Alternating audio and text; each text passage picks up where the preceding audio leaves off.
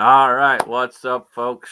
Welcome to Foreign and Domestic. Alan is running a little bit late and for good reason, and he'll probably talk about that when he gets here. Sorry I couldn't be here last week. I had to work. Uh, that's a whole nother mess. We'll maybe talk about it, probably not. Um, let's get this show started off right. Daniel, would you do the honors, sir? Pledge of Allegiance. All right, gentlemen, remove your hat. I pledge allegiance to the United to the flag of the United States of America, to the republic to which it stands, one nation, under God, indivisible, with liberty and justice for all. Gentlemen, start your engines. Go Sir. Braves! Go Braves! Let's go! Let's go, Brandon. Oh, let's go, Brandon! If you can't tell, Battle Bean's been waiting to say that all day long. And I stole his thunder. I said it first. Uh, Jamie, what's going on, man? Hey guys, thanks for having me on. I probably won't make it all the way through tonight. I have medical issues with the wife, and the household and the family is a little bit turned upside down right now. But thanks for the link. Thanks for having me, and hope we have some fun this evening. Awesome. Always good to have you, man. Thank All you. right, Battle Bean, what you got going on, man? Oh, I am. I'm starting to do my reloading for 308. It's pray for me just in case something happens. Just saying. No, Oh, actually, he's going big boom. yeah, I'm being big boom. Yeah, I went and got the bullet compensator. I put in a little nice little thing here. The bullet compensator and the headspace thing, just to make sure I'm, getting those right measurements for that stuff. That's my thing. But I'm also gonna start looking into making sure I'm doing it through the barrel, old school way. But yeah, just trying to use everything I can just to make sure I don't blow myself up. Other than that, I'm doing good. Good deal, man. Yeah, don't blow yourself up. Then we can't make fun of you. Thank you, Mr. JH. So nice. You should be a hand model. It's called a comparator, not a compensator. Oh, you know what? I'm sorry, I didn't read that. I must have read the Spanish instructions. That's what it was. Yes. Okay. Sorry. Daniel, what's going on, man? Let's see. The does, they're coming into estrus. Got to spend a little time there with the binoculars, doing a little horn shopping. Maybe get the wife out there tomorrow evening. This last week, I loaded up 300 blackout rounds and about 4 to 600, I don't know, 9 millimeter. So I just been keeping busy, and besides that, just taking my naps and eating chocolate chip cookies. Mm. What you doing, Kingpin? About the same as usual. Good evening, everybody. Thanks for having me. Absolutely, man. Well, it's good to have you on.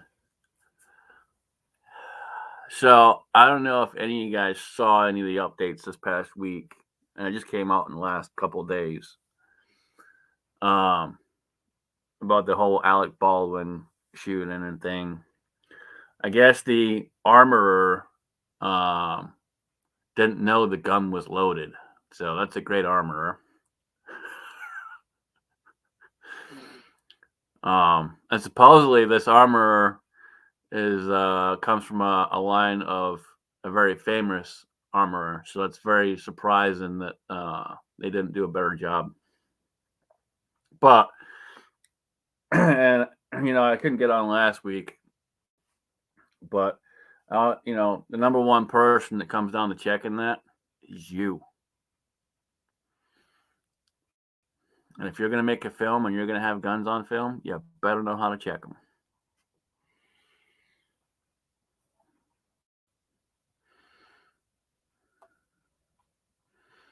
So I hope there are charges because he is 100% liable.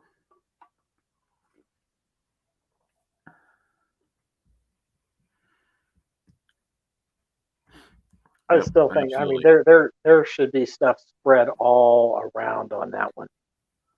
Who brought live ammo on the set?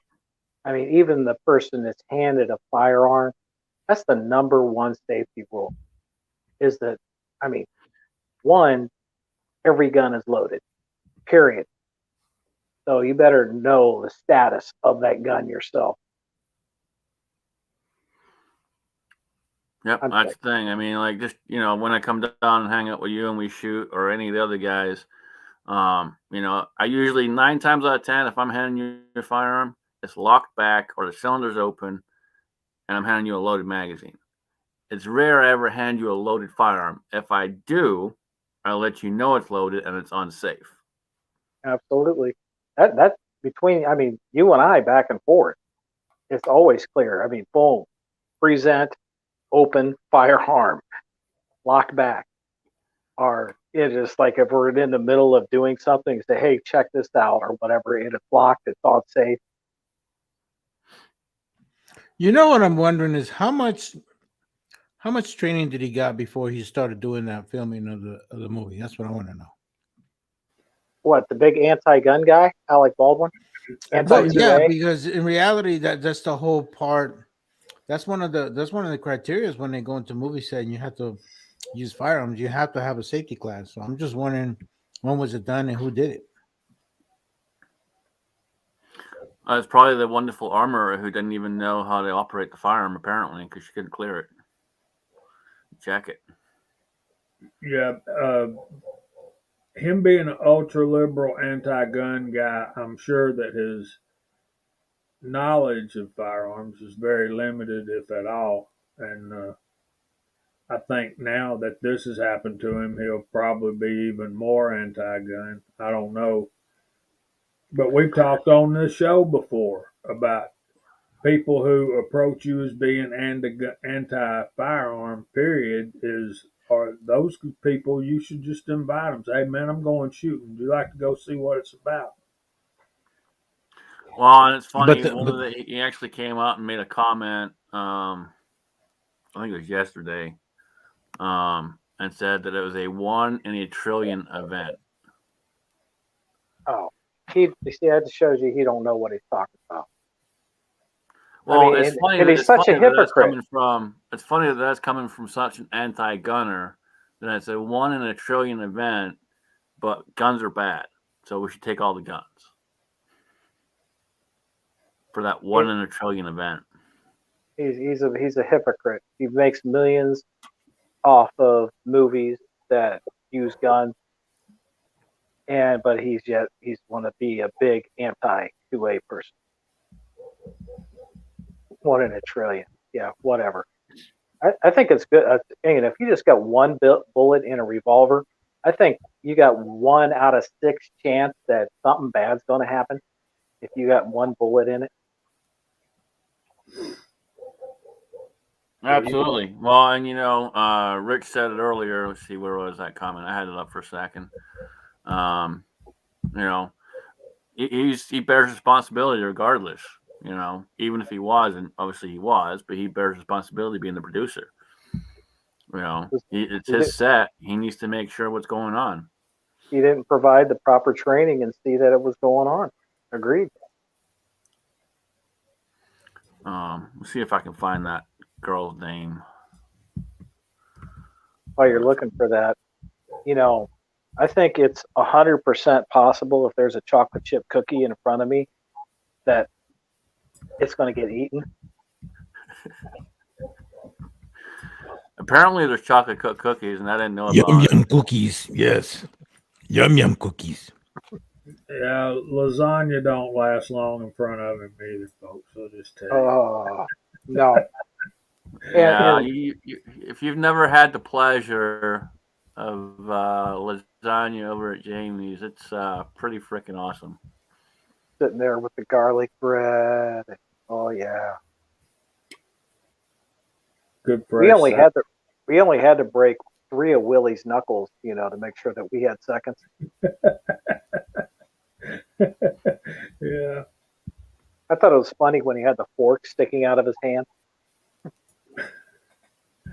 Willie put out a video last night or this morning. Last night, I believe, about some uh, tips for new casters. So, any of you guys thinking about getting into casting your own bullets, you might want to get over there and take a look at that one.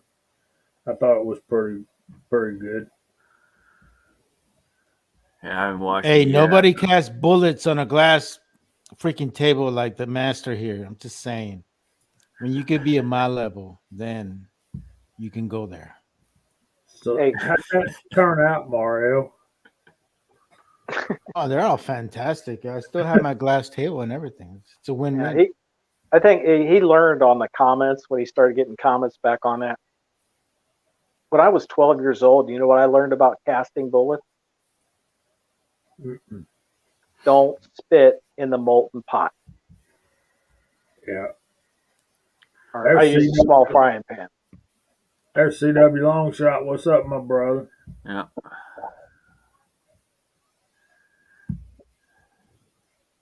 He's been helping me trying to find some 45 Colt dies, which I found a set yesterday and got those ordered. So I got some dies on the way.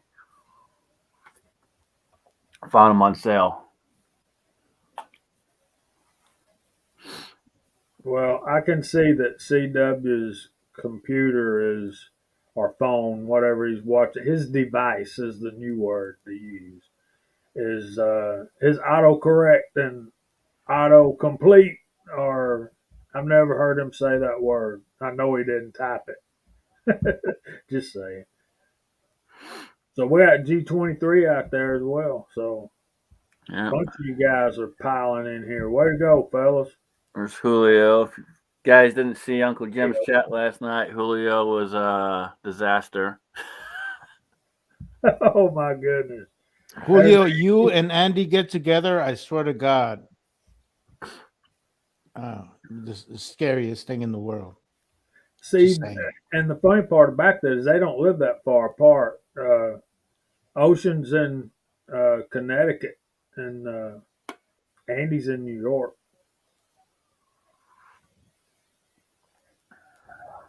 I mean, that mustache was on point, I must say, but you know.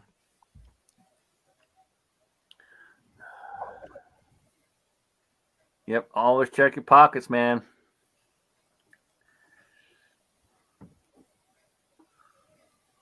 Yep, don't want to wash them earbuds. Yeah, I knew Miss Kitty. I knew Uncle Jim had some issues last night. I wasn't able to participate, but it's rare that a Saturday night goes by that I don't at least. Well, he had Rune came on for a while, and Rune showed probably 2 dozen guns before it got pulled. Oh wow!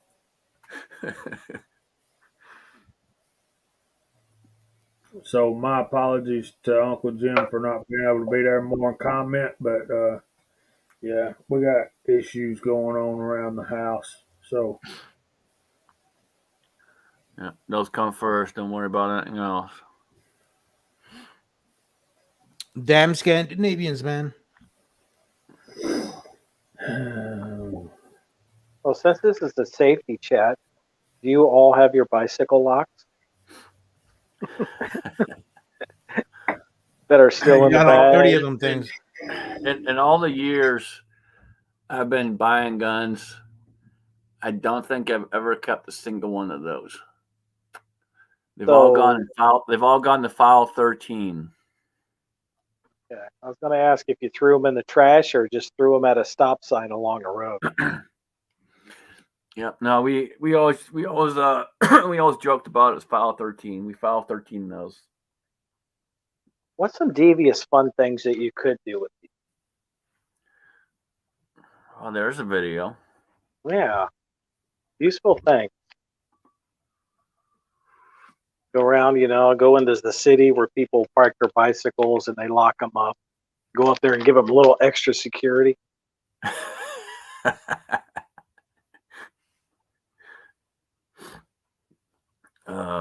That would be pretty good.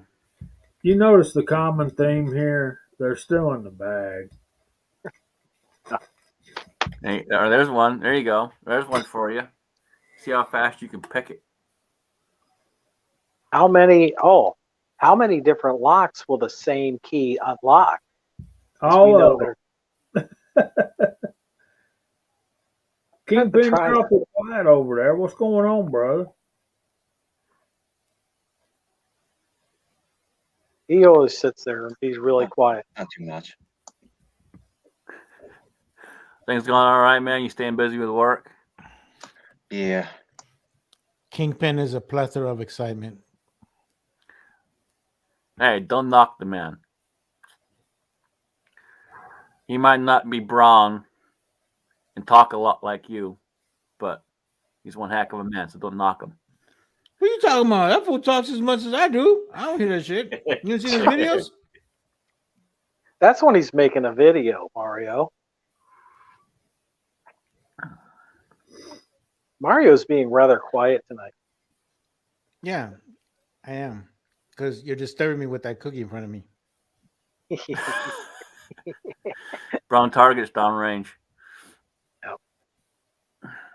And Mario's got his camera off. Obviously, he's being monitored.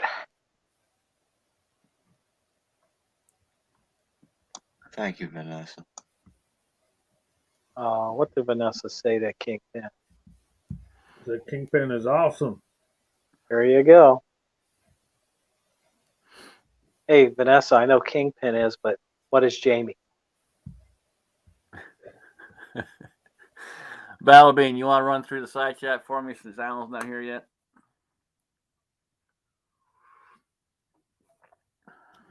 All righty, guys. Everybody, thank you for coming in. And so let's go through the side chat real quick. We got Broke Loader out there, CW Longshot, G23 Vanessa Kitty, New York Outcast, Ghost Rider, Pistol Pete, Michael Ray is out there. I say Broke Loader already. Outcast. Armament and Axe is out there. Ocean is out there. Man, I'm still kind of disturbed about last night. Anyways. It was pretty disturbing. I know, man. Gun Loving Grandpa's out there. Let me see. Anybody else I might have missed? I'm going through the side chat. We got Bald and Curious out there. And Jerry Parker's out there. Red October's out there. Keith Gregory. Rob Painless is out there. OL one guy is out there. I don't know what that means. That's supposed to be old guy or something. I don't know. One old guy. Is that what that is? Oh, okay. Thank you. Appreciate that. Thank you, color commentator. Lever Guns 50 is out there. Thoughts of an Old Soldier's out there. Pistol Pete. And I think that is everyone. Thank you guys all for joining us. I believe I saw Lakeview out there just joining us. So happy Halloween, everybody. Appreciate you guys all tuning in. Awesome. Thank you, man. So since we're talking a little bit about safety, what is your number one safety tip for a new shooter or even someone that's been doing it a long time? We'll start with Jamie. Every gun is loaded all the time. Don't touch the trigger till you're ready to fire it. Don't point it at anything you're not willing to destroy. Always keep it pointed in a downrange direction. Every gun is loaded all the time. Hey, A&A.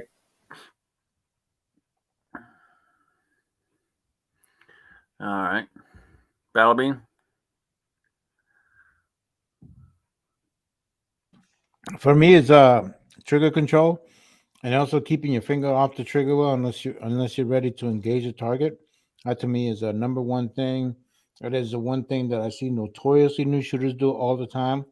It really irritates me. The other thing would be not to flag people. So that means pointing a gun, even with a load or unloaded, towards somebody. Always consider it loaded. So those are my tips. Awesome. Kingpin? Not everybody that likes guns is 2A, and not everybody that's 2A is on your side. There you go. Nice. Very true. Very true. We've seen that a lot lately. There's a lot of companies stabbing us in the back, if you would. and then running back and trying to get back in her good graces, which ain't gonna happen. Daniel? Leave your ego in the truck whenever you're taking the gun out, because if I see you doing unsafe, nothing personal, dude or dudette, I'm going to call you out on it, and I expect the same from the other people that I'm around when I'm shooting. If I do something that's unsafe, they are to call me out on it. Period. That's a big thing. So many people have too big of an ego and think they're Wyatt Earp or Calamity Jane or whoever out there. When no, we're not. No, I don't care if you've been shooting for 20, 30 years or longer. There's always something for you to learn, and that would be one of my big things. There's always something for you to learn. Regardless of how much training you got or how many people you've ever trained in your life, there's always something for you to learn.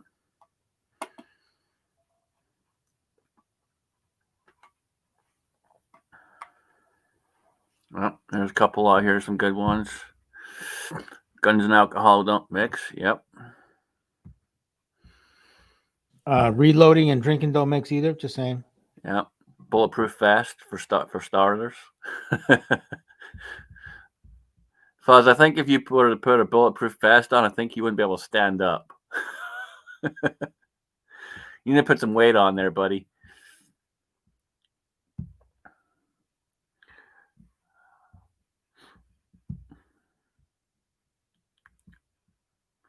Oh, guns and cookies don't mix either. Oh boy, I do not see that. I second that motion. Why? Because somebody with a gun might want to take my cookies. No. Well, yeah, that too. Let me play off of something Scotsman just said there about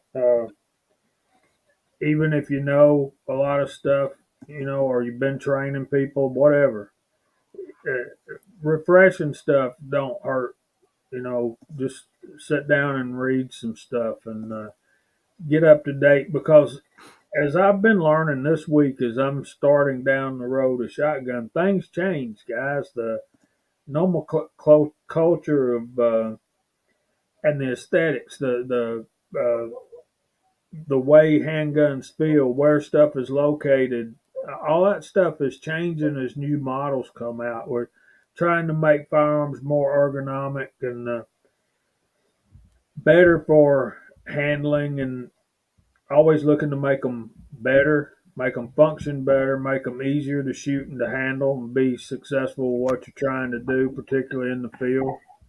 And so things change. It's not that you forget stuff, which we do.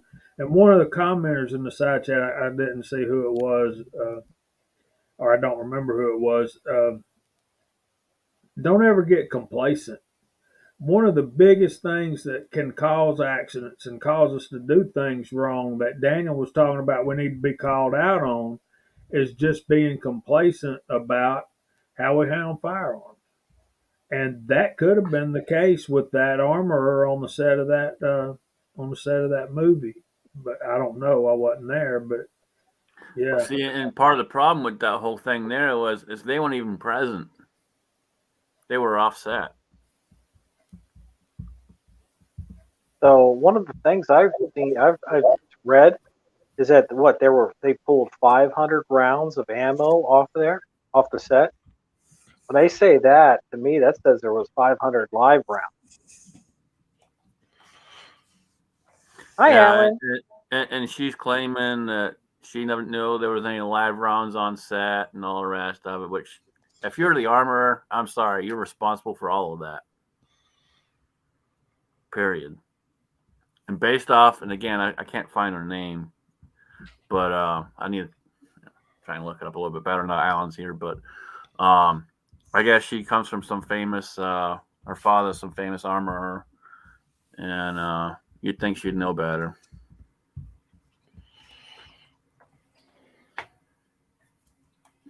But if you actually look at her picture, you'd think she's the typical idea of what you'd think is liberal snowflake right now. Well, just looking at a gal's picture, is that judging a book by its cover, or? Well, I'm just making a statement. I'm not saying she is super liberal or whatever. Obviously she's an armorer.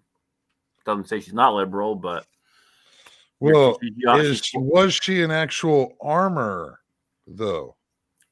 That's what it says. That's what it said when I read that story. She's an actual armorer.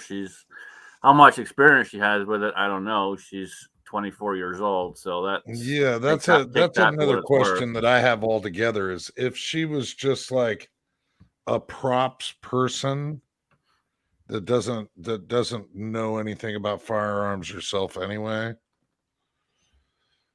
Yeah, I mean, was she like NRA safety certified or whatever the case may be? I mean, like, those are like the things that I would be kind of looking at. And okay, so how many years have you been handling a gun? But I think the biggest thing that we see with this whole story is complacency.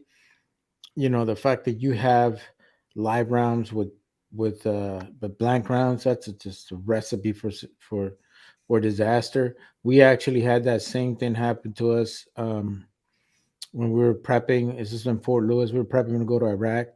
Make a long story short, the guy was doing he was clearing the barrel, going through the barrel, checking and stuff like that.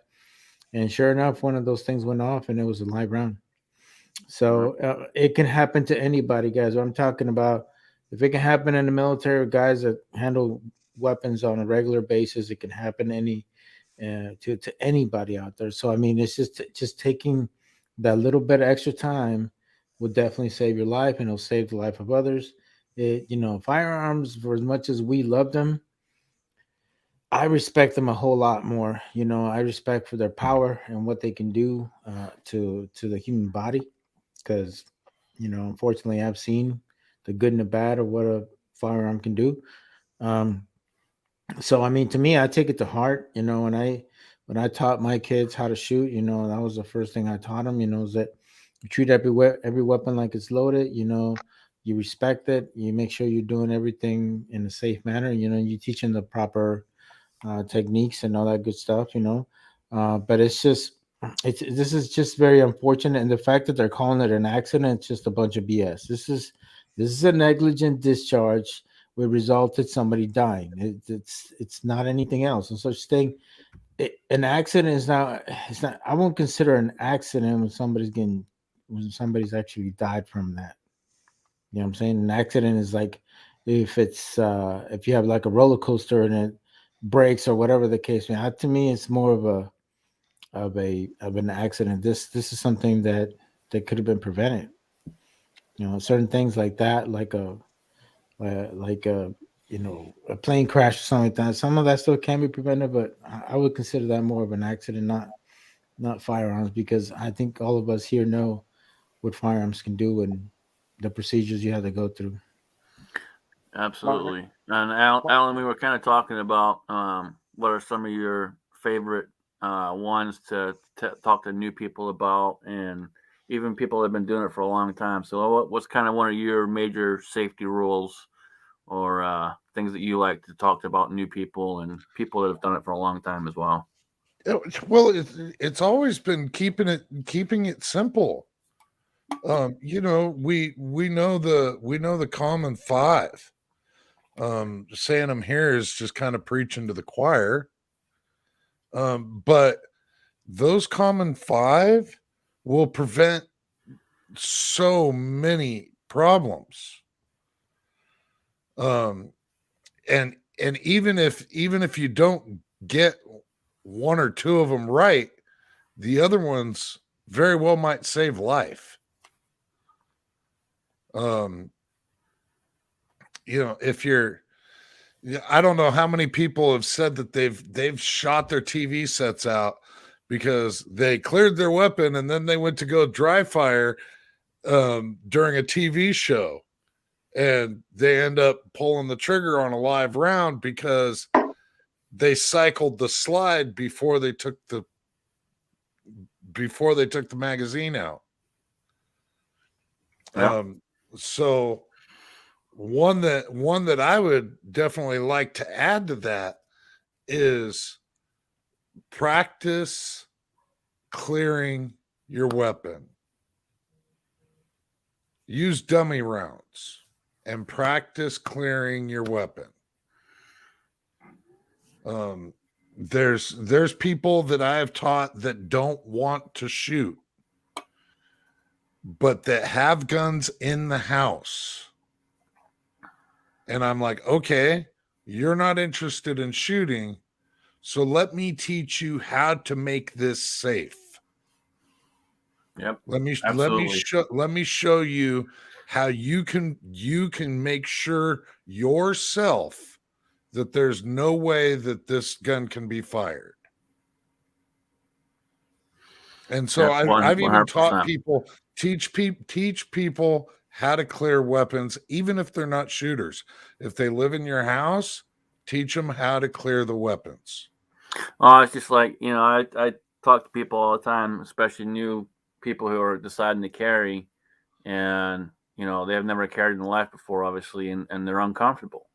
Well, what's one of the better ways to learn how to carry without being dangerous? Carry an unloaded firearm for a little bit. Carry around the house, get used to wearing it, get used to the weight of it, get used to what's going on, the feel of it. But don't ever be complacent and forget that it's there. Yes, you want that holster to do such a good job that it's comfortable, but you never want to forget that it's there. Never want to be complacent. That's where we get in trouble. And that, let me say goodnight, everybody. I need to go take care of wife and some other things. So thanks for having me. Y'all have a great rest of the chat, and we'll see y'all soon. Thanks. Appreciate you, brother. Stay in touch. Will do. Good night. Mario, I got a What question. did I say something? Did I offend him? No, What? no. He's running off because I joined the room? I see how it is. It's that beard, Yeah, man. You need Man, to quit being a intimidated bitch, to the dude. He's beard. got stuff he's got to do. Are you over it now? He's just starting to feel threatened with the beard. I'm just Is saying. that what that was?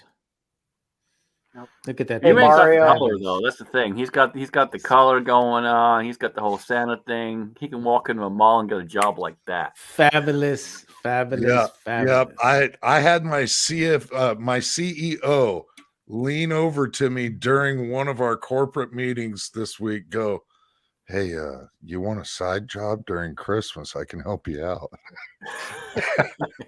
We're in this dead serious corporate meeting, and the CEO of the company's like, I'm like biting my lip, trying not to laugh my ass off. Yeah, you got to sit beside the CEO. Aren't you important?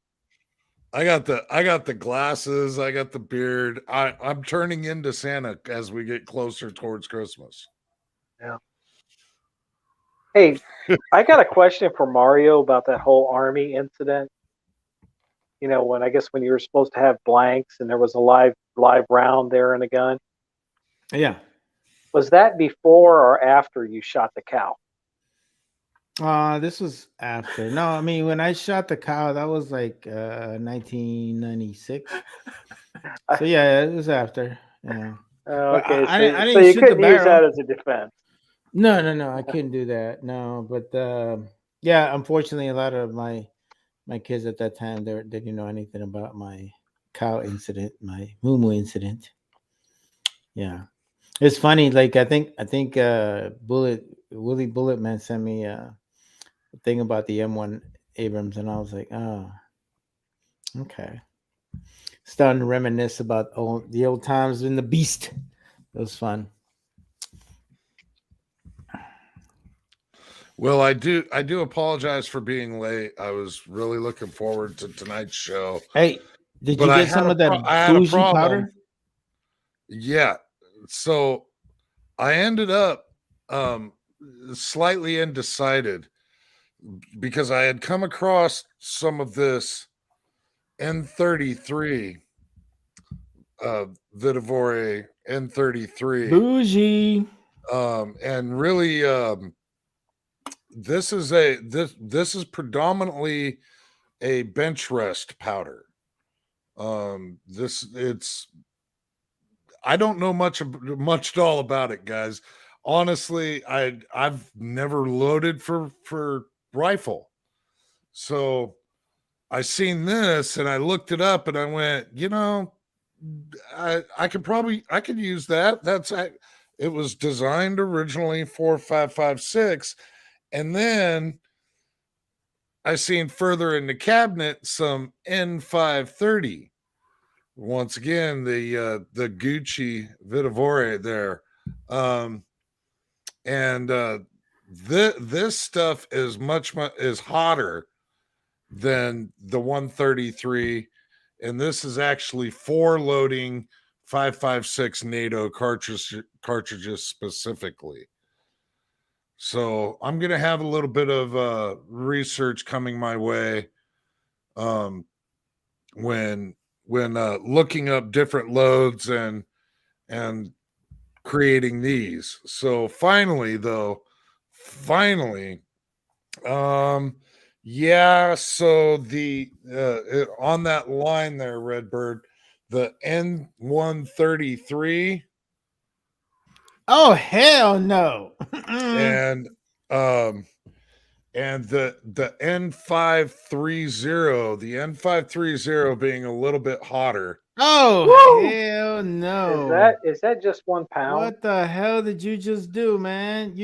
Man. And yes, it is. That is it's actually two pounders. Oh, the 2 pounders, a little bit better, but still, Still, man. But Well, I mean, think about it. Honestly, 2 pounders, that's not bad because prices right now are going up a little bit, and it's not too far off of regular other powder.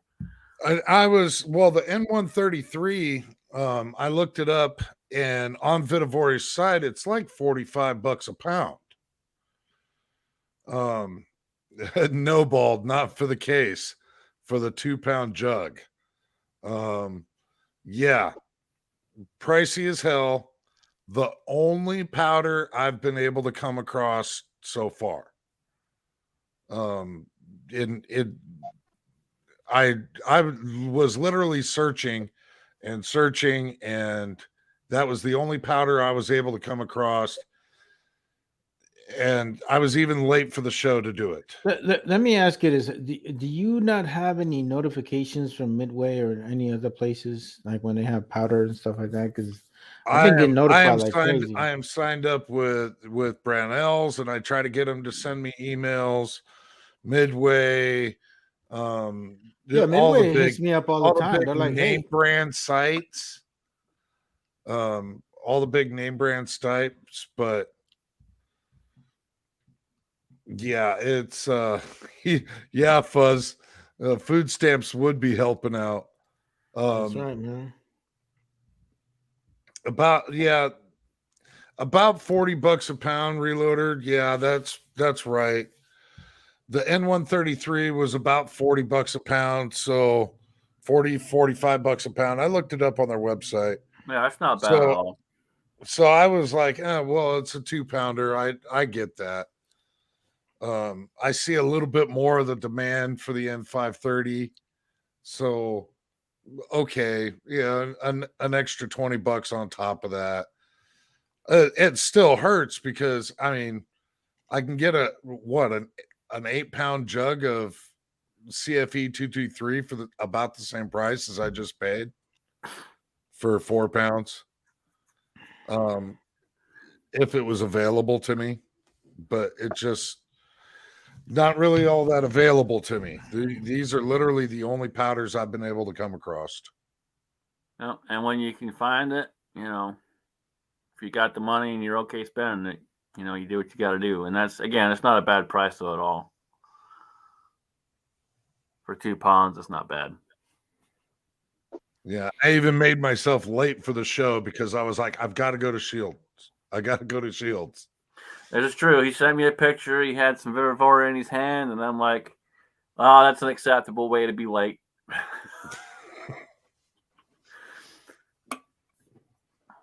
You're still not Gucci going to make a powder. video though. How do those powders perform with 44 mag? Vanessa asked. Mm. They've got the Vitavori powders themselves is really good shit from what I understand. I personally don't have much experience with them. The one time I was going to get some Vivivori, it turned out to be the same. The one I was looking at turned out to be the same as Unique. And because Unique was like $20 cheaper, I just went with Unique. Now, with that, I've heard a number of guys brag on it. Pop's Quest specifically. I know he's boasted. Yeah, on but it. he's bougie. Oh well, yeah. You know, when you're Turbo Rob, I guess you can be. I suppose if Pops told you to buy a Dylan and reload with a Dylan, you would. Oh well, of course. Dylan makes some awesome shit, and yeah, I would actually would have loved to pick up the 750 that they had at the store because I couldn't. I wonder. You can't I order wonder. one right now. I wonder if Rob Turbo got any money from Dylan for that video. You guys know what I'm talking about. Oh, There's highly a not. lot of views on that one. There's a lot of views on that one video. I was like, whoa. So good stuff. Hey, here's my thing, man. At least you're going out there and getting stuff so you can start reloading. I commend you on that, sir. Good stuff. Yeah, it's been a slow process getting set up to be able to reload 5.56 2.23 for me, but I'm now I finally have a little bit of all the components that I need. I have yet to test my new trimmer though. Yeah, that'll be interesting to see how that one works out for you. Matter of fact, I'll grab that just in case some people haven't seen that. He's going out to grab a little trim. Man, he is so excited, I tell you. Well, folks, until when Santa Claus gets back, oh, there he is. He's back. Well, this particular tool, I thought, yeah, I was trying to think of the number, Redbird. Redbird's got it for Vanessa. Yeah, 110. They actually had some of that there too. And I was like, so my problem with trimming is I wanted something that is going to give me precise every single time to where I'm not having to cut a little bit and measure and cut a little bit and measure. Something that's going to help increase a little bit of efficiency in the process. And so there's this, if my light will work with me here. Goodwin Triway Tripper. I don't know how to pronounce, I don't know, Gerard Triway Trimmer. I thought the shipping container was quite interesting because the whole thing just twists apart. Looks like a piss bottle. However tall of a tool they got. What it comes with is a business card and a sample shell that was trimmed with this trimmer to show you where it is set at currently. And the trimmer itself, just a phenomenal piece of kit here. So this will go into any drill press, anything like that. It's got this acrylic shield on it that contains the brass trimmings inside of it. And when you want to empty it out, you just slide the shield. This trimmer you can adjust it to whatever length you want. Currently, it's supposed to be set right at 223 length. I haven't tried it yet. I haven't chucked it up yet. But not only does it trim to size, but it also chamfers and deburrs at the same time.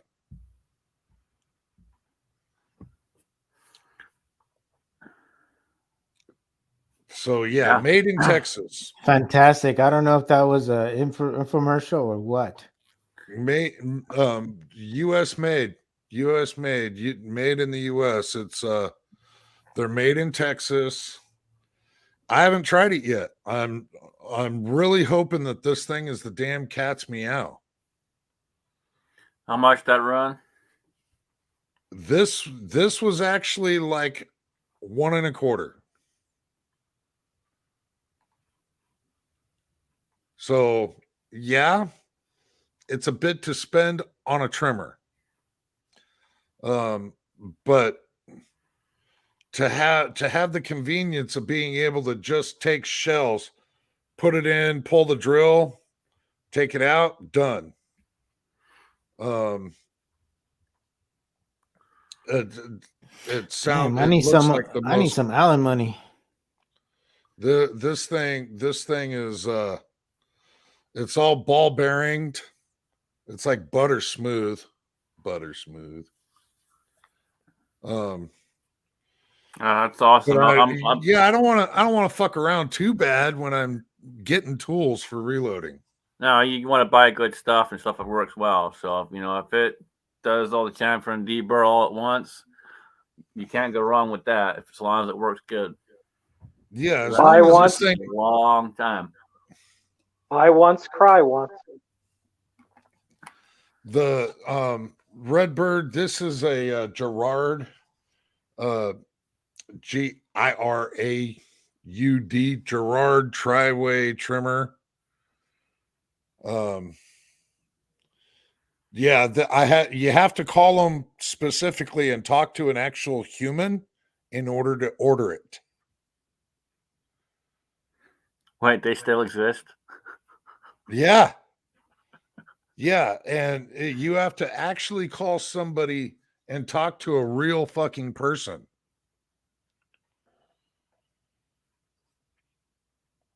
So if this thing does everything that it's supposed to do, man, well worth it. Can you imagine if I answer the phone? Hi, welcome to Gerard Trimmer. This is a real fucking person. How may I help you?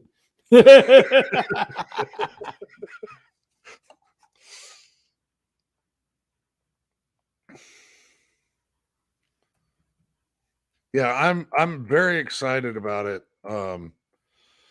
About getting on with this process of being able to load 5.56 or 2.23, whichever I end up going with my lengths and my powders and everything else. But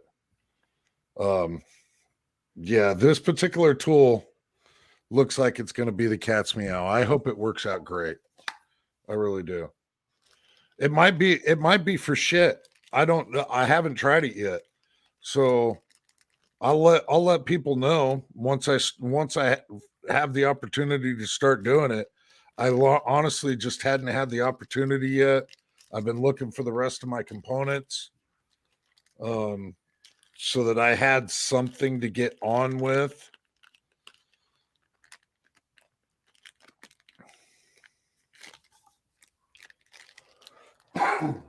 That, and I just recently got some bad news.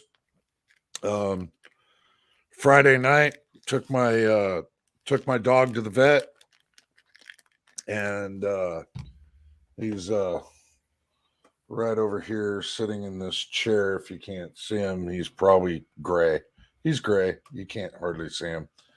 But took my pit bull to the vet, and he hasn't been acting right for a week and a half or so.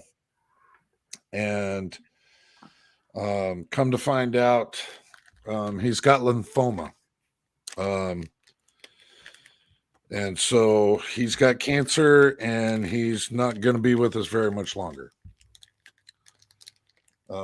So yeah, there's that too. That's been the downfall of my past week. Yep, fuck cancer. Yeah, really sorry, man. I know how much that your dogs mean to you, and it's an unfortunate thing, but that's the reason I kind of don't want to have dogs anymore, man, because you get used to them and then you lose them. It really sucks. So I'm like,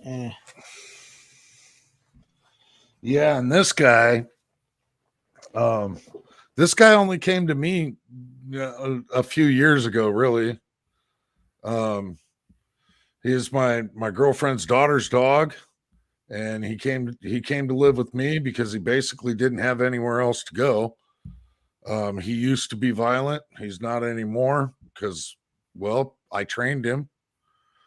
And he's decided that I'm his human. So it's a little bit harder than I anticipated. I've had dogs before, and if you've just never had a dog that has chose you, it's different. It's Yeah, different. when they pick you and they know for sure they want you as their owner, it's makes a huge difference. Huge. And Alan, the one good thing you got to remember about it, for all the time that you had him, that dog had a really good quality of life. Yeah, and that's exactly it. When I first met him, he was in a kennel half his size, and so the entire time he's been with me, his ass has lived like a king. Um, he's had a good number of ending years. So yeah, but it is what it is, and so yeah. That kind of information really sucks. That kind of news really sucks. I appreciate everybody out in the side chat, and some of you can really sympathize. Stuff like that has happened with you too. Yep.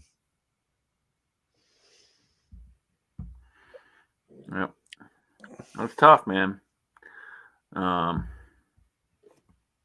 We had Japanese Akita years and years ago, and about 4 years after I moved here, he passed away. That was tough, not being there at all. It sucks to lose a best friend.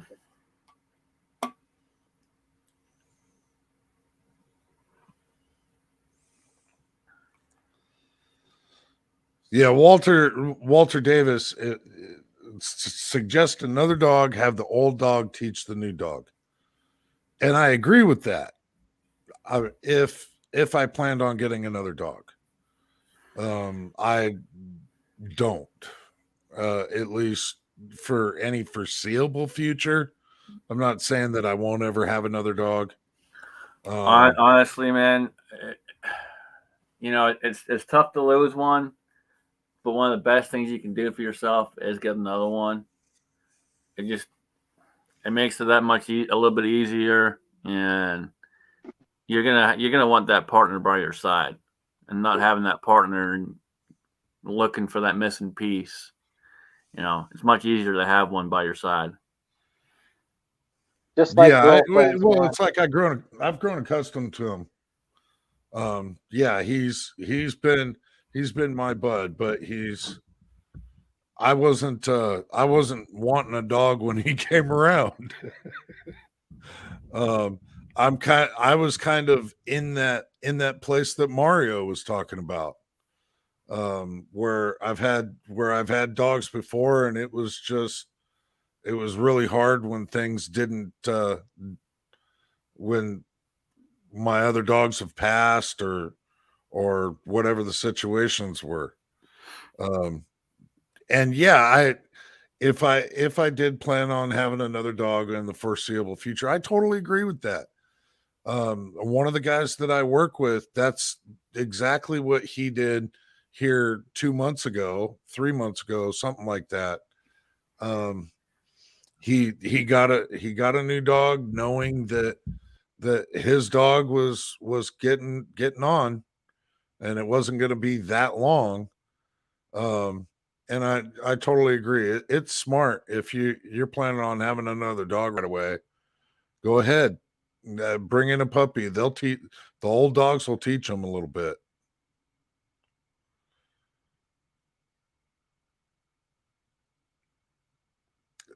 Wow, only 6. That's hard.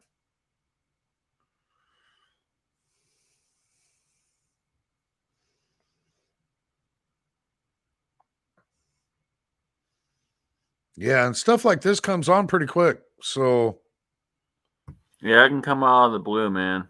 It's you never know what's gonna happen.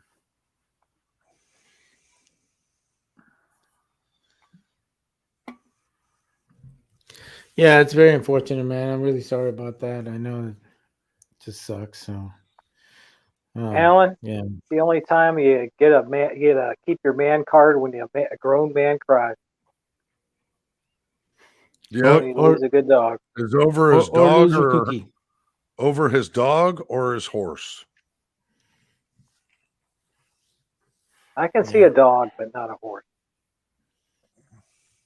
Yeah. No, I'd still respect a man if he shed a tear for his horse. Have you ever had horses? Not me, and I don't like them.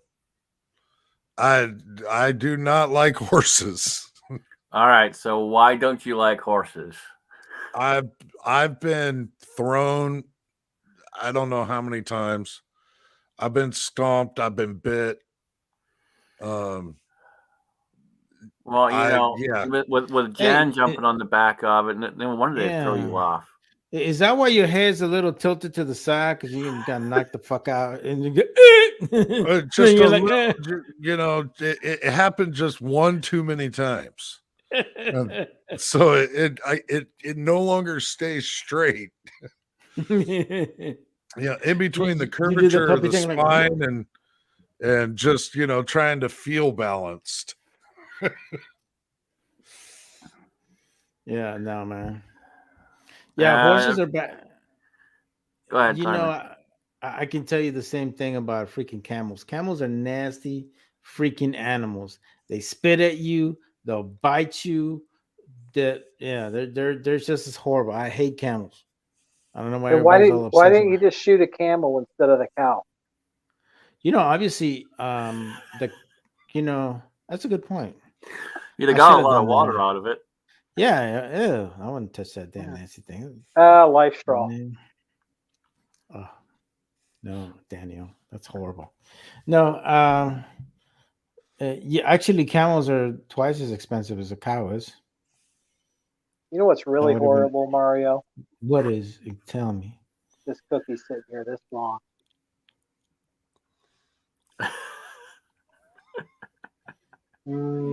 I fucking hate you. Chocolate. Mario, you want a diet or something? No, I'm not. Look at me. I look like I'm on a fucking diet. Hell no, man. No, but I'm like trying to cut back a little bit. You're not fucking helping. And I hate you because you can fucking eat anything. You still stay skinny, anorexic as fuck. I hate that. I stay active. Oh, yeah. I'm up at 3:30 in the morning loading. And I've got to get up that early so at 5:30 I can take my first nap of the day. So what is your curfew? I'm just wondering. Mine? Yeah. Oh, dude, you are not helping, Alan. I swear, you are not. Show that again, Alan. What is that? Well, that's not all. That's not all. But wait, there's more. Holy shit, man. Dude. Oh yeah. Yeah, it's kind of hard to avoid when I go to Shills. Oh, what is that? Is all types of different fudge. Oh God! Now I you am got a him fudge opening fanatic. Look at him! You got him opening fudge. Stuff over there. I don't know what he's doing now. What are you doing there, Cookie Monster? Cookie Monster, what are you doing? And Mario, you really want to hate me?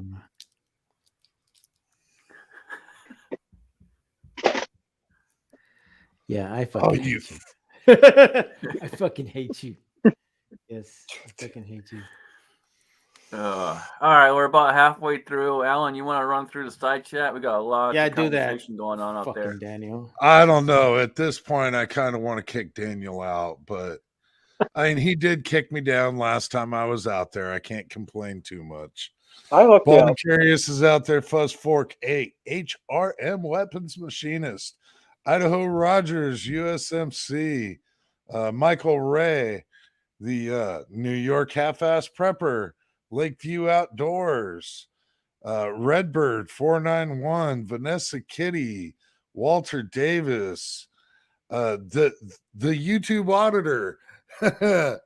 Yeah, man. It's absolutely been an excellent side chat out there. We've had Bald and Curious, not sure if I mentioned him, Lead Bullet Junkie, Armament Nexus, MCK was out there, G23, Uncle John. It's been going on and on. It's been an absolutely phenomenal side chat so far. Jerry Parker, yep. Rich White, but he's going to be heading out. You know, Rich White does his own gig, so.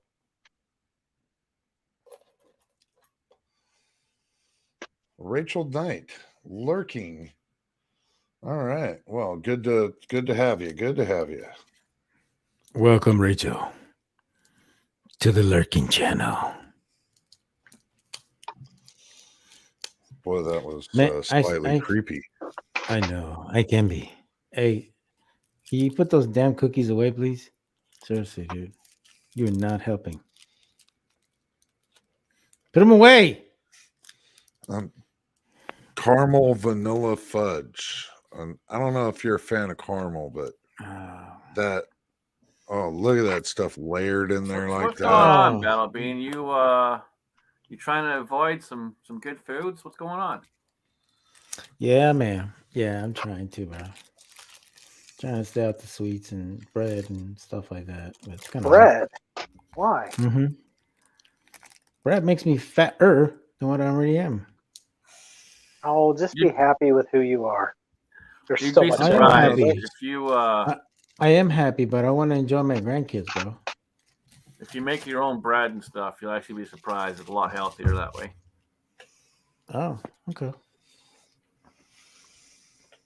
And it's not very expensive to do, so you might want to look into that. Make your own bread? Did you really just suggest make your own bread? Hey, man, he's been watching the Food Network, okay? Leave him alone. I was just talking to a gal tonight about bread and, homemade bread and stuff. Man. So I'm making. Why are you hating because we like to cook? No, man, you just cut back on the enchiladas. Enchiladas. You are so. That's fattening. That is fattening. Yes. There's no cutting back on enchiladas. Yeah. Hey, man, you know what they say? Once you go brown, you're always down. I mean, if you put a plate of enchiladas in front of me, they're gone. I'm sorry. There's no cutting down on that stuff. Yeah. Just say no to tacos, I say. Yeah, right, Holmes. That's gonna be. Yeah, no bueno.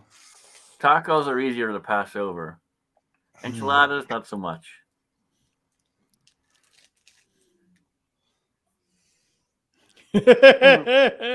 Fucking shut up, dude. Fucking Lakeview. What the fuck's a Mexican doing in Utah at all places, man? Like, seriously, bro. Explain that shit to me. That's what I want to know. Explain how they wrap anything with a tortilla. They put anything in a tortilla and they just call it a wrap now. That's white people, bro. We didn't make that shit up. Hey, we didn't make fucking Taco Bell either. I'm just saying. And the fact that you named it, you came up with the slogan, "Let's make a run for the border." I'm like, what the fuck, bro? I just came back from that motherfucker.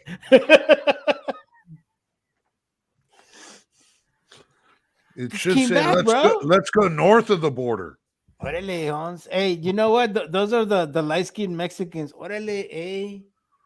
Hey, welcome to Canada, eh? What the fuck?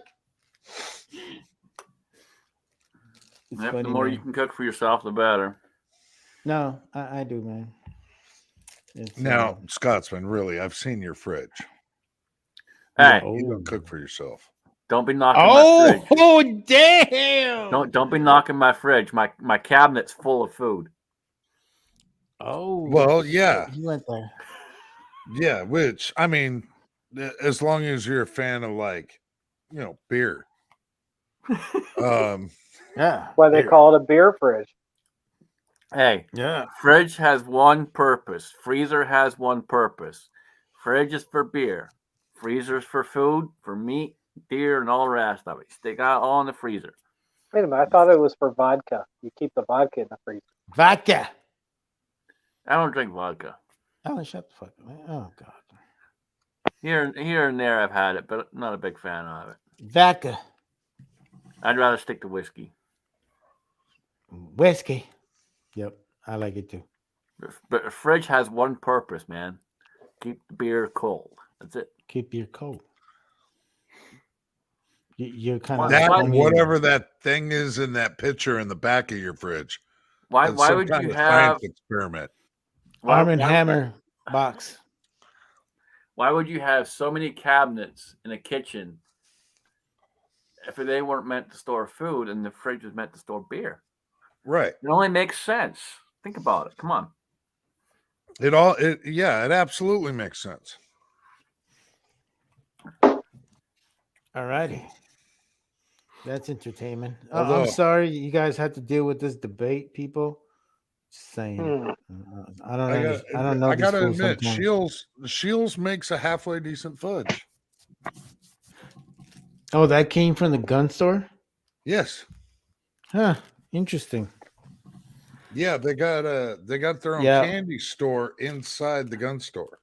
What, do Yeah, they bro. actually make it there, or do they buy it from a dealer? No, they make it in house. Yeah. No, my Idaho, my wife makes tortillas too by hand. Especially when she makes like the soups. Pretty bomb. Can't complain. I love the fact that as it starts getting colder, you start getting more of those soups. It's good. I like it. Ah, Where are you at in your dungeon? I'm packing my stuff up, and I got my war box. I'm putting this stuff away. That's just my Warbox? this is just my reserve. Oh, reserve. Okay. Your cookie stash? Is that what that is? It's the cookie stash. Man, I fuck. Got to get home, and whenever I go shooting, my blowout bag goes with me. Okay. That's what I call the war reserve. Bullets, and mags, and more bullets. And when I want to go Daryl, bolts from the crossbow. Man, that's when you want to go Robin Hood, huh? Sweet. No, that's if we get zombies. Oh, got it. Yeah. I think you'd be the last ones to get. If we go to a zombie thing, you might be the last one to get anything, bro. Just saying. Rural towns are not always the ones that get invested. Well, so he's better off because he can prepare better that way. That is true. Very true. He's got more time to True. get shit blocked up and ready to Yep. go. Yep, that is true. That is very true. So I got a question. What is it that you got? You got a little tractor, or what is it that you got in your facility or your home or your ranch or whatever the hell you want to call that thing? What, here on this farm? Yeah, I got a mower. you got a We mower. rent the fields out to the people that got 6,000 to 8,000 dairy cow. Whoa. They just That's live crazy. they just live 3 fields over to the east. So I already know I'm going to have meat. As as far as burger and stuff like that, I'm going to have milk, and that way I can make bread or anything like that. Got another young buddy. He's got 3 chicken houses, and each every 3 months, each house produces 80,000 chickens. Oh wow, that's amazing. Yeah, you're talking about a 22-year-old kid that's getting ready to close on his first million. Good for him. It's really good. Smart. He's smart too. He's single. That's smart. Yeah. Yeah. That's good. That's real good. That's cool, man. I'm glad you got a lot of resources around you. That's always good. And you can grow your own food. That's beneficial. So And you don't grow anything during the wintertime, right? there's stuff growing out here right now. It's still growing and coming up. Volunteering. I got carrots, lettuce. Yeah. People have been wanting me to show my permaculture garden now how it turned out this year. Heck, the stuff just keeps coming up. Even there's potatoes still coming up out there, just brand new plants. Crazy. That is crazy. I learned today that goats like to eat white oak leaves. I planted a whole bunch of white oak acorns, and I got this one plant. It's about 2.5 feet tall, and the goats found it up there, and they ate every leaf off the tree. Interesting. What does that say? Well, there? I mean, the suckers. Freaking Second bald. million. Freaking bald, I tell you. Hey, Love that thing. hey, the cost of houses out there. Heck, Oh, where yeah. you're at, they're Oh, not yeah. cheap. Thanks No, for coming by, Ron. I know when I sell the houses, it's gonna be good. Good. What you do is you make 1 or 2 million, and you get out of there and come to a low tax state. Cost of living's a whole lot less. Yeah, that's true. So, Kingpin, any new projects coming up for you, or any new firearms or anything, buddy? I want another AR, but I'm not paying AR prices for them, so I'm gonna have to wait and see if I can build one or just buy a used one from somebody. What And caliber are you going for? probably just 5.56 again. I was gonna build a 458, and then I just thought about all that would be was just something in my closet. Like, I'm not really gonna stretch out that round the way it needs to, and I'm not gonna hunt anything with it. So I'll probably just stick with the 5.56, and then I probably won't look into buying any more handguns until probably next year. For ranges out by you, what do you have for any kind of distance? Well, if you can get on somebody's private land, you can get quite a bit of distance. But the public range that I go to is 200 yards outdoors, and I think that's for public ranges. I think that's it. I think everything else that's further, I might be wrong, but I think everything else that's further is private, or some type of you got to be a part of this group and this group to be a part of this group to go shoot there. Yeah, some type of club organization or whatever. Yeah.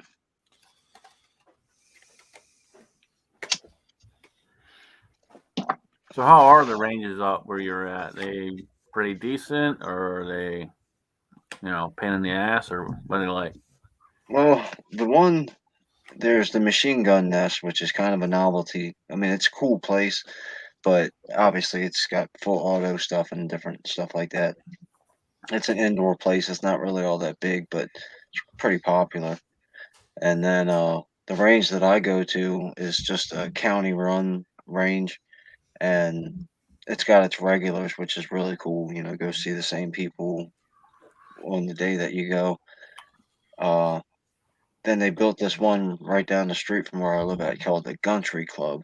And I don't know if that's like a nationwide type of thing, but it's a huge facility indoors with all kinds of bells and whistles, like everything. But it's kind of ridiculously expensive to go to. Oh, Bald was telling you there. Take a look at a 300 blackout.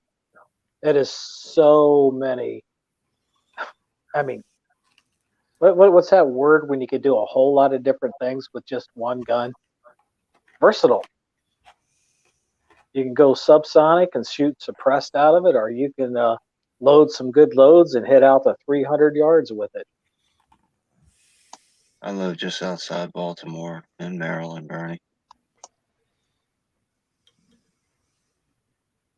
Just a 5, like you say, you got a 5.56. I mean, so normally availability of those rounds are going to be a lot more. But I've got a 300 blackout, and I've made all my 300 blackout ammo.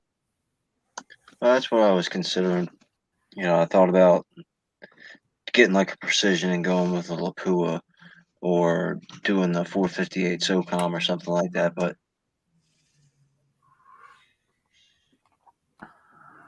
the 300 blackout was definitely on the list. I mean, especially hanging out with you guys. I know like you and Jamie and so many people have got that ingrained into your bloodstream now with the 300 blackout. So I know I can get a lot of good help. Yeah, it's a good ROM, man. I think you'd like it. You load them high, you can still get over 1,400 feet per second out at 300 rounds or 300 yards. So I was surprised when I seen that. How does it? Is it?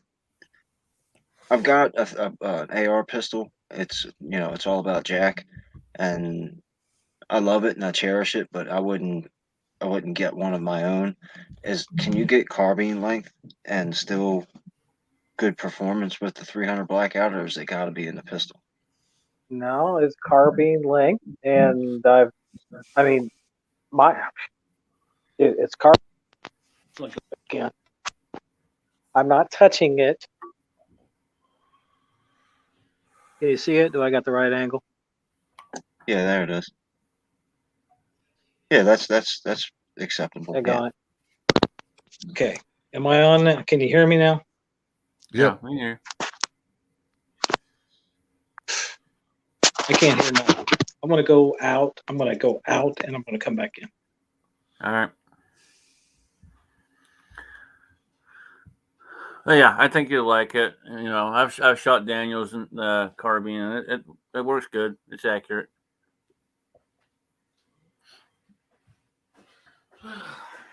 I'm in the same boat trying to figure out what couple rounds I want to put together. I got a couple ones sitting waiting to. Let's try to decide what caliber I want to go with. It's always the fun part, trying to figure out what caliber. I only really have that problem in rifles. Like when I think about buying a rifle, I think about the caliber. When I think about buying a handgun, that's the one I'd like. Give it to me. What's it chambered in? I don't care. Yeah.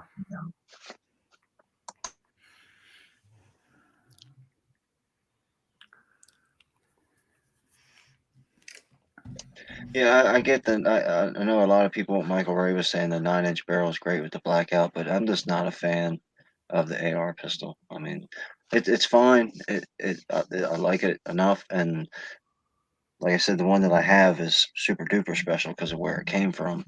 But Super duper. I wouldn't buy one of my own or build one of my own in a pistol. Oh, they're gonna shut us off. Okay. I'm not touching it. Okay, that's a carbine length 16-inch barrel. And I was still getting 1,400 feet per second at 300 yards. And I've just got an aim point, red dot on there. And there you go. That's all you need. I'm not a huge fan of the red dots either. I mean, I'm not opposed to the red dots. It's just they're not my thing. Yeah. Well, for CBQ, close quarter, like if you're in your house or something like that, and home defense, you stick a laser on it or a red dot. If you're in your house, you ain't got time to use iron sights on a rifle.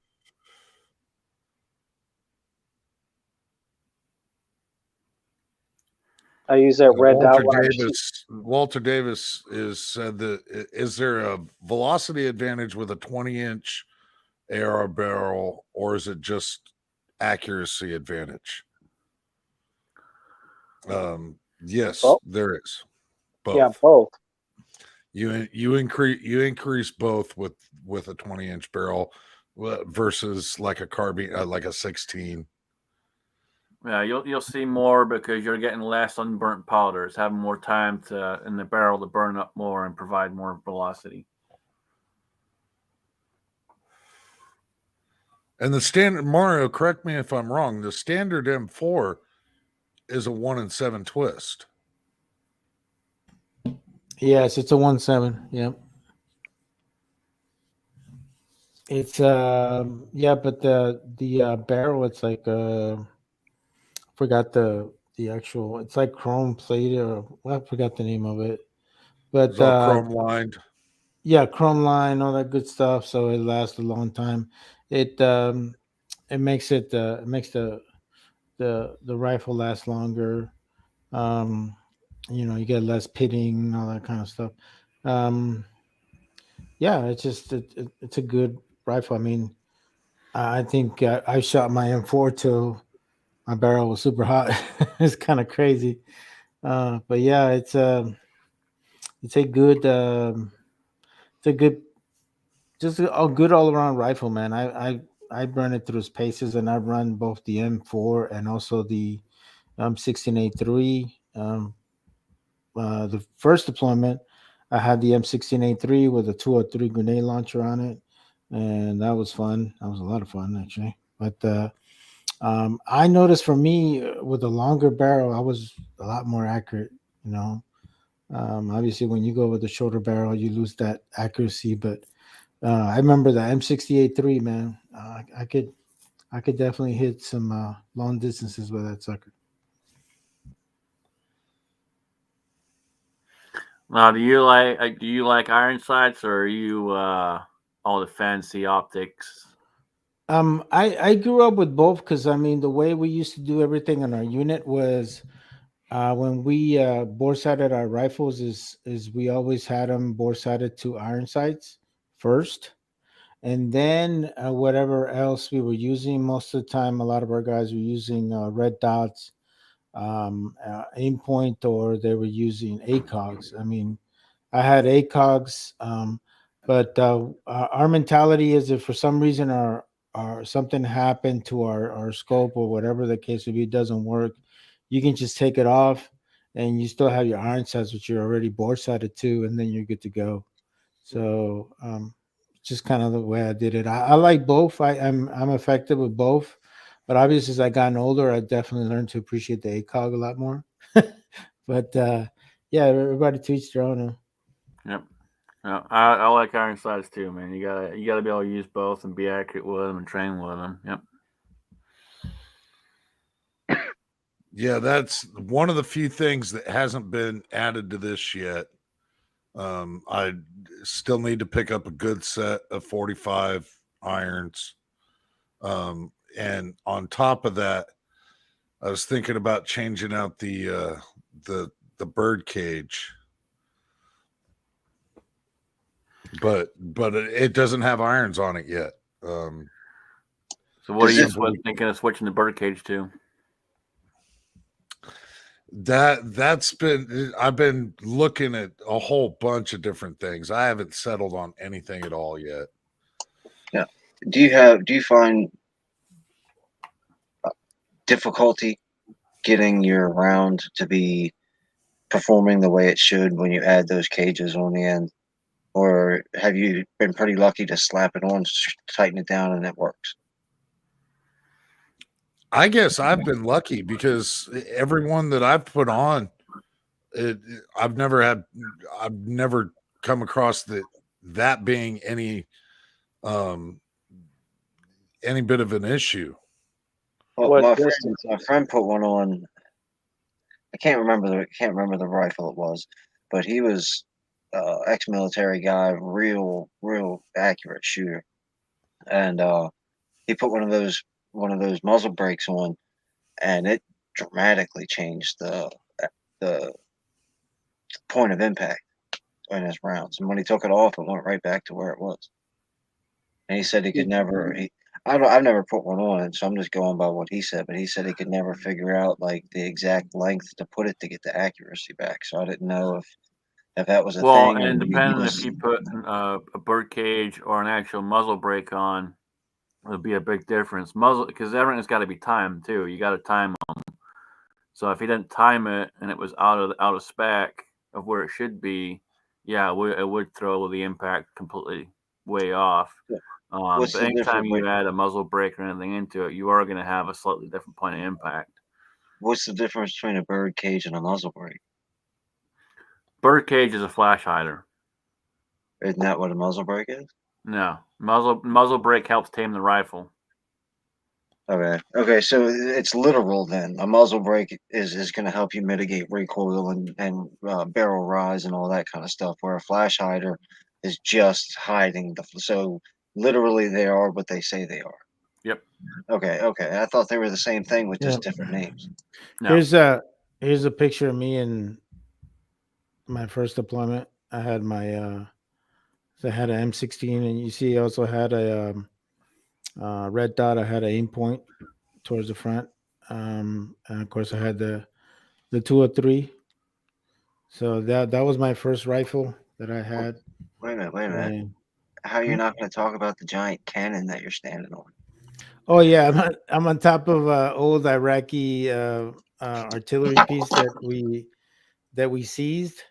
So that I just decided to take a picture on top of it. You guys can see it has the Arabic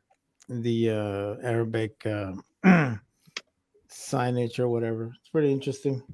Who was the manufacturer of that gun you had there? It's Russian. It's a Russian artillery piece. I don't know Oh, exactly. your gun, not the Iraqi one. Oh, that's the M16A3 with a 203. But who was the manufacturer? You remember? I think this was a Colt rifle. This was a Colt one. The M4s that I ended up getting, those were actually built in South Carolina from another manufacturer and wasn't actually Colt anymore.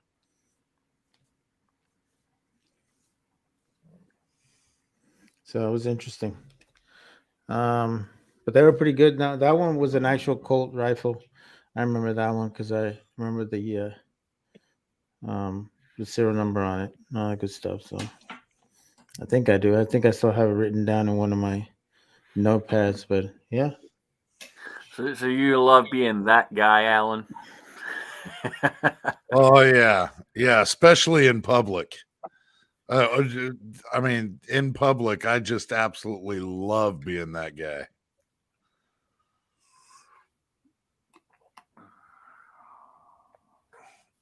Yeah, SJC compensator. Yeah, I've been kind of going, do I want to go to a break or do I want to go to a compensator? Simply because I'm not worried about hiding my flash. I'm just not. I've got that flash can on my AR pistol. It basically, that thing just throws flame rings. And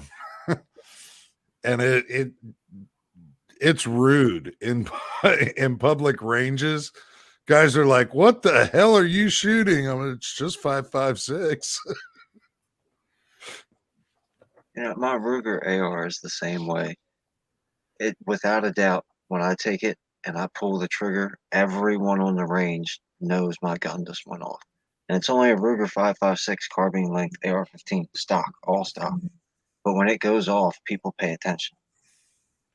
Yeah, and especially if they put you at the end of the range, if it's an indoor one, if they put you either end, that gets a lot louder.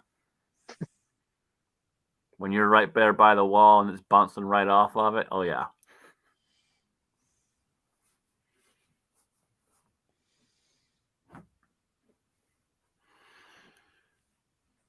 Yeah, the public ranges around here are all outdoor. And I'm kind of glad for that. I'm not really that much of a fan of indoor ranges when it comes to rifle. Just kind of not. Yeah, I'm fine running pistol in indoor ranges, but then again, I've never done any kind of major like kill house shooting or anything like that.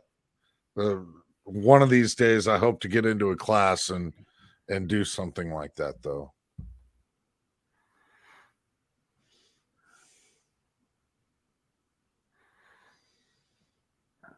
Good Halloween gun. DZ, always. Yeah, TSO. So you're sporting that orange. Oh, didn't even think of that one. Yep. There you go. Yep. Yep.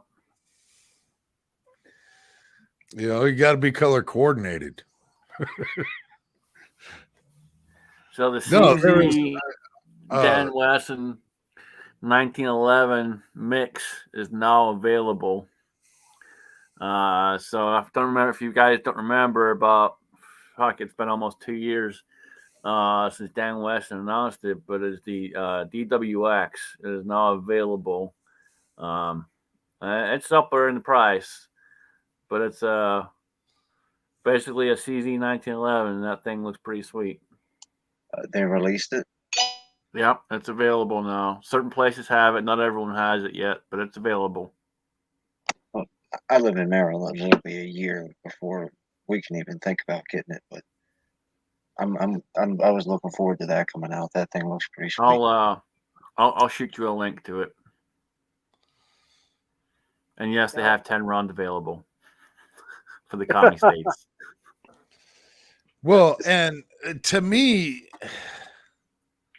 the dang thing looks a lot like a season, just like a standard TSO.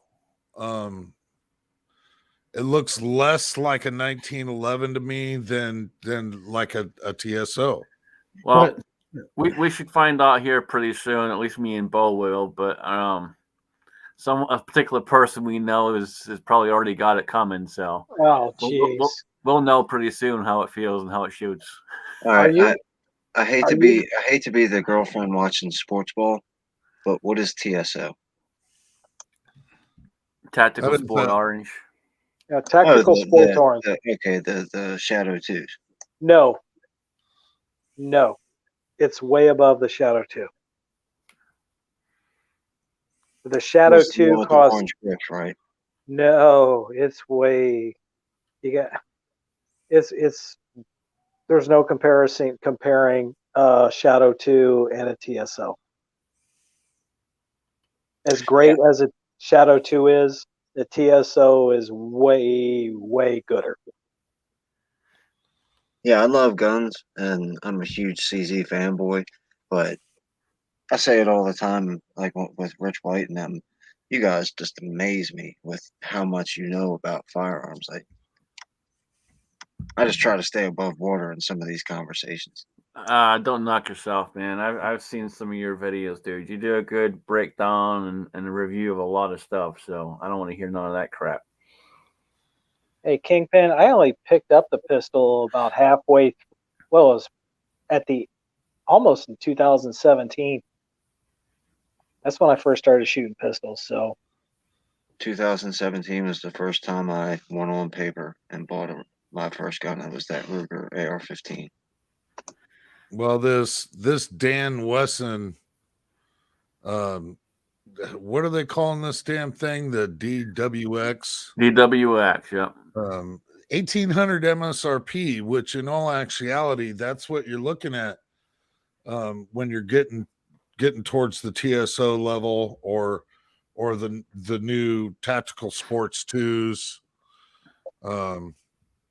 But yeah, I don't know if my screen share is working or not. But it's got plenty of rail space underneath it. Red grips, red mag, an interesting trigger, not like a standard 19. It's got more of a standardized skeletonized 1911 trigger, but a lot of the shaping characteristics of a CZ Shadow 2 style. Two quick questions. One, can you get it in different colors, or does it have You to be can get it. You can get it in all black.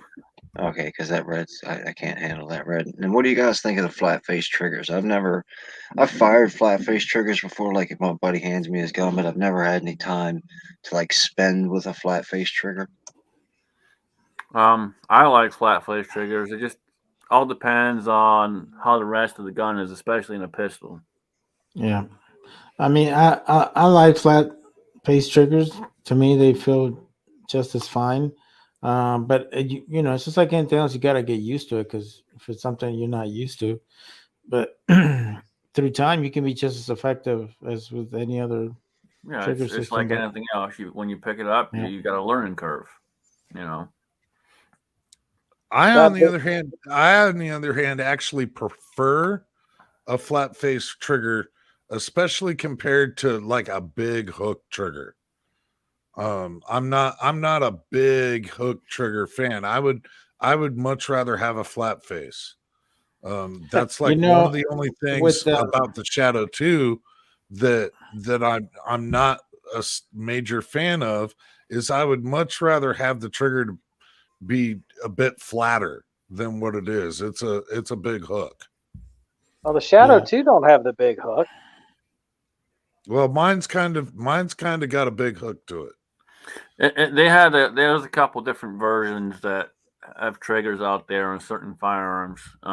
Like the 75B, they have more of a big round trigger, but they also have another version of it with a bit of a flatter trigger. It doesn't have as huge a curve. So what do you but found? I'm sorry, Mario. Go ahead, bud. oh, I was gonna tell you the only time I don't like flat face triggers is on an AR platform. It throws me off because I'm not used to it, you know. And I mean, I'm sure if I get more trigger time in it, but I'll be honest with you, I'm not really a fan of these Gazelle flat face triggers. Sorry, bro. Well, All right. that's leads to the question I was gonna. So I can ask you and Alan. You say you don't like it, and Alan says that he does. What is it about? Is it the feel? Is it the trigger pull? I mean, obviously you don't got to go into a long dissertation, but just a quick, brief idea of what you do and don't like. Like, Alan, you said you like it. What do you like about the flat face over the curve? Partially, I prefer the flat face because of the feel. To me, it almost feels like it has less travel distance, and some triggers are actually designed to have less travel distance. Specifically, some of the flat face triggers, and every single one of the ARs that I own currently has a flat face trigger on it. This particular one has a flat face, but the edge of that trigger is curved. And so it rolls a little bit in your finger. To me, I can actually be a little bit more precise with a flat face trigger, but I'm also a little bit more of a picky on a Gucci-ness of my trigger. I don't like the standard military weight pull.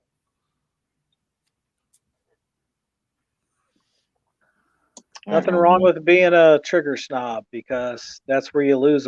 Most people lose their accuracy right off the bat on trigger. Yeah. And Michael Ray says it good too. You got more space and better feel on the trigger as well. You know, I like flat face triggers. I've put them in most of my ARs. I'm not gonna say all of them because I do have some that are slightly curved, but they're slightly curved and not the big hook trigger. I do not like big hook triggers whatsoever. Usually, there's not enough room, and if you ever intend on having gloves on and shooting it, you're gonna struggle. Yeah, So that's me. Mario's the only one here on the panel that likes hookers. Yes, I do. No, actually, it's just that you know it. I think it just goes back to me for all the years in the military that you know I'm so used to a certain type of trigger on a rifle platform that you know when you go to something like a flat face trigger, it just throws you off. And because it resets differently. It really does, and it doesn't take as much effort on a flat face trigger to engage the trigger. I don't know if that really makes sense to you guys, but with a military style trigger, I don't know. It's just something I've been accustomed to for so many years. If it was something I could get used to it, I'm sure I would. But for me, it's just you know the initial feel is like it's hard for me because it resets differently.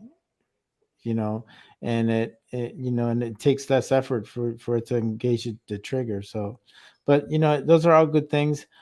I don't know, everybody's different. I just, to me, with the hooker trigger, I just think that if I'm using with gloves or anything like that, because I'm used to it, obviously, I'm not sure how effective I would be with a flash face trigger with gloves on, you know but to each I their own. think you'd be more surprised, and I think you'd like it. I think you just, you give it a shot. I think you'd be happy with it. Yeah, it's probably that, or it probably is just something, like I'm not used to it. So yeah, I'm one of those people that I'm not really big when it comes to change, especially with my firearms. I don't like a lot of changes, so I just stick to what works. That's just me. But obviously, if some of you guys have like flat face triggers, sure, I'm going to shoot it just to get a feel for it. But obviously, I'll be getting you guys' feedback too. Yep. Oh yeah, yeah. Well, and most every military guy I talk to will tell you they prefer that 7-pound military trigger, because that's what they were trained on. That's what they've pulled for so many years. Everything else just feels so weird and foreign, and that they a lot of guys have a hard time with any of these lightweight triggers, and flat faces especially, because they're just they're so accustomed to having it that way. But there's nothing wrong with it that way. Nothing Well, wrong with it at all. Um, most of your AR triggers, depending on what you're looking at, you'll find them usually around 2.5 to 3.5 pounds. So you're cutting a lot out of there. So if you're not used to it, yeah, it definitely makes a big difference. Mario, I'll tell you about, when you pick with a flat face trigger. I mean, the rifles, the long guns I've shot has all been for hunting. I picked up a gun that I had never shot before, and I was 3 out of 3 at 1,000 yards. And that was Scotsman's gun. That was his 6.5 Creed. Yep. Yeah, I was pretty happy with that build, being able to stretch it out there and walk the scope out. That was pretty cool.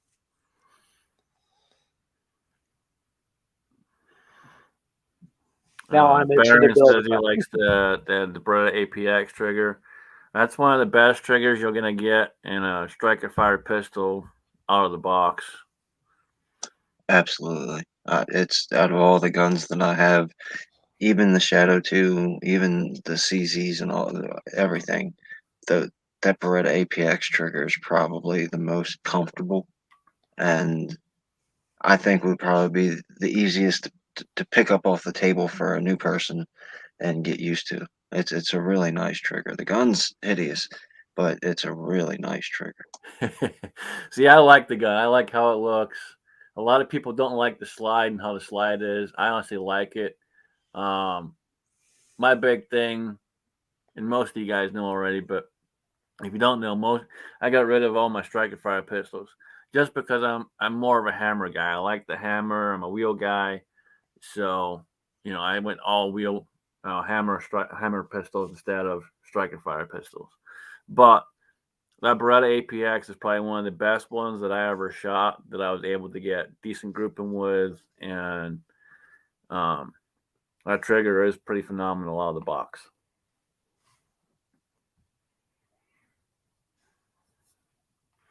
But there's nothing like a 44 mag in your hand, so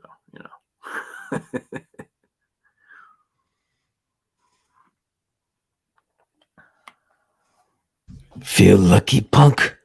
Well, do you? Yeah. Hey, by the way, who's got the Dirty Harry gun? I know one of you guys got one. I've got 4 right in my safe sitting next to me. Oh, sweet. I like those. Those are cool. Those are cool. I love those wheel guns, man. Those are like Yeah, you nostalgic, need. Have you classical. picked up your new safe yet, Scotsman? No, I still got to get that done, man. Daniel, you're How- slacking. Hey, So you can. here's part of the issue. So the past couple weekends, I was working on my windows. Windows are all done. Now I got to work on reorganizing again because I had to move everything to get to the windows. So I'm in the process of cleaning up and reorganizing and all that. So hopefully here pretty soon we'll get to work on getting a different safe. You can lead a horse to water, but you can't make him drink. Sure, you can if you hold his head under the water long enough. Hey, he's pacing himself. Okay, calm I thought down. we were past the safe idea. You were going to build the safe room. Well, I'm not in this house. I'm not. I need to buy my own house to do that. All right. This house ain't gonna work for that. Not by any means. The best safe you can have is if you're building your own house and underneath the basement, you've built a bunker. Okay, that's the ultimate safe right there. But yeah, I do plan on getting a house and or land and building one. And yes, there will be a safe room, not a safe. Michael Oh, Brandon with the Blackhawk 44 mag. Yeah, I gotta shed some love to Ruger for the Blackhawks. I've always loved them. Yeah. What were you gonna say, Kingpin? My house used to get robbed like once a week, and then I put a Glock sign out my front porch. The robbery stopped right away, but the funniest thing is now there's like canned food and like perishable, non-perishable items there every day. I don't know. That's weird. They feel that bad for you because you had put a Glock thing up. They know you're real poor. One day they actually brought my TV back. I was like, hey, and there's a big sign on it that said, "We're sorry." Yep. I can believe it.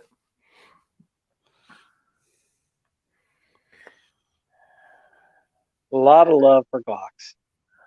Well, we had who was it? We had Mick with us out at the motel room, and he had a Glock shirt with him, and he's like, "Oh, you guys won't put it on. You ain't got the balls to do it." Blah blah blah blah blah. I'm like, "Give me the fucking thing." I put it on, and the room cleared out. The cockroaches left, man. That we were too low class.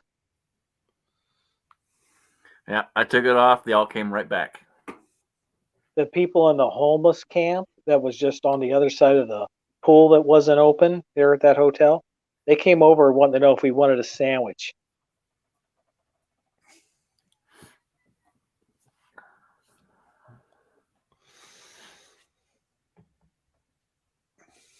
Hear them crickets? Okay, Your sense of humor sucks, sir. I Mario, want you to know that. Mario, God, Mario, what's really big, that's white? That's why we've lost so much viewership.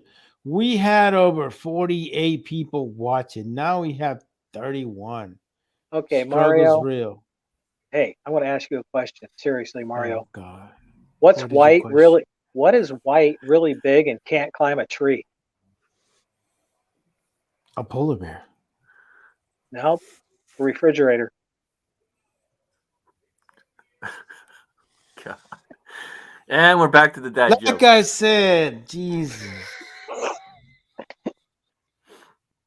Polar bears can climb trees, but how many? I mean, the trees you find up above the Arctic Circle where they're at, there's not too many. It's ice. That's why I said polar bears, because there's no trees where they're at. Bring them down south. They'll climb a tree. Ooh. Mm-hmm. Mhm. Thank you. Appreciate that. Horrible. God. Anyways, where were we at? I forgot. 31 viewers. We Oh, were 31 viewers. we, Yes. we were talking about how Glock sucks. Oh, Glocks. They're great. I love them. Yeah, if you haven't seen Daniel's video on Glock versus CZ, you should go check that out. Yes, the Just Glock, Daniel made a video. the Glock versus CZ project. You A should Glock. Wow. check the link in the description here. Our good brother Swede put out another musical video, and if you guys have not subscribed to that channel, make sure you please do. But that link is down below in the description, so go check that out. Yeah, There is nothing this neat about a one's been 19X. coming for a little while too. So he's put a lot of effort into this one. Yeah, this one I know I was hanging out with him yesterday on the live stream prior to the release of it. It was a good 3-4 months of work, if not more. So there's a lot of work into it.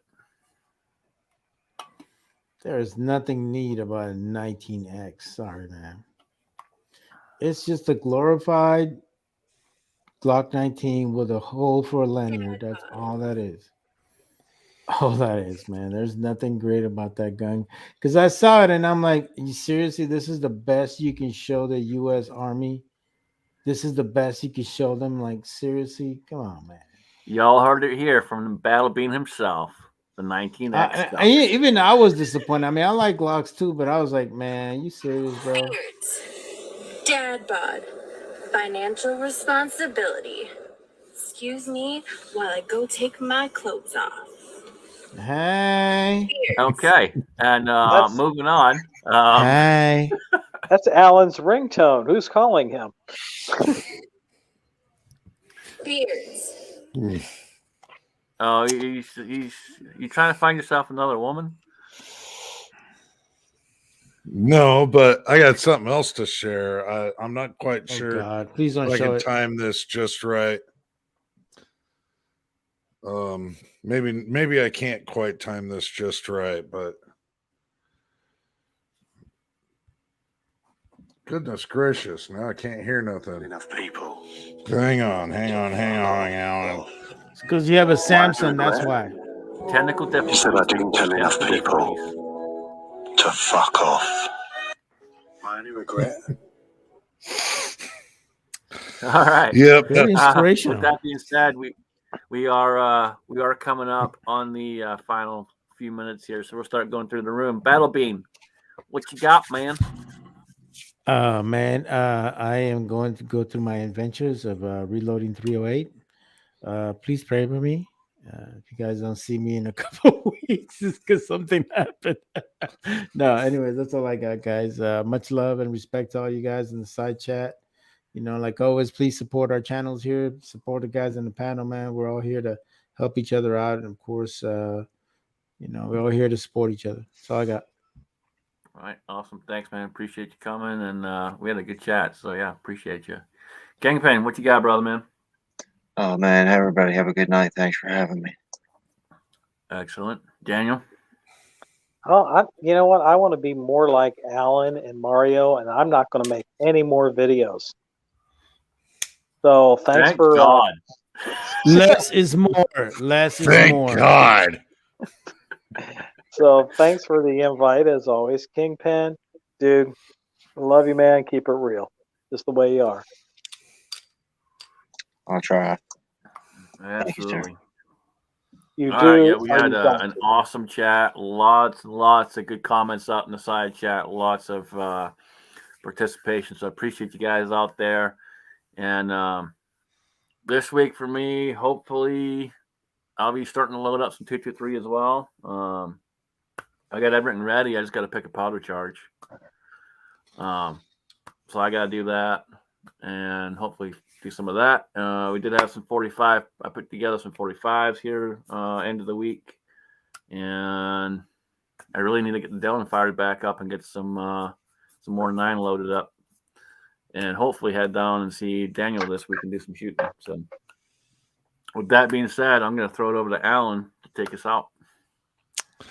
Man, congratulations, Redbird. That sounds like a mighty fine piece of toolkit there. Yeah, absolutely great side chat. Thank you all. It's been a good night. I finally got me some patterns, so I'll be working on some loads here very shortly. Look forward to no videos coming from me, and you won't be disappointed. But if I do actually turn something out, be amazed, be in awe, and hit the like button. It does something for me here on YouTube. I don't know what, because I'm never going to get to 1,000 subscribers, and I'm quite okay with that, as long as you keep your magazines loaded and one in the